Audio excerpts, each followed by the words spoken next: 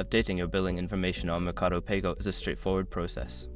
Follow these steps to ensure your account details are current. Step 1. Log into your account. Visit the Mercado Pago website or open the app and log in using your credentials.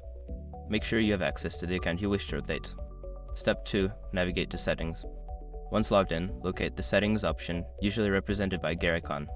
Click on it to access your account settings. Step 3. Select Billing Information. In the Settings menu, find and select the option for billing or payment information. This section will allow you to view and edit your current billing details.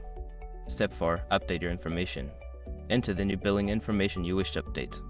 Ensure that all details are accurate, including your name, address, and payment method. Step 5. Save changes. After entering your new billing information, look for a Save or Confirm button. Click it to ensure your changes are recorded in the system. Make sure to review your updated information to confirm everything is correct. Keeping your billing details up to date helps ensure smooth transactions in the future.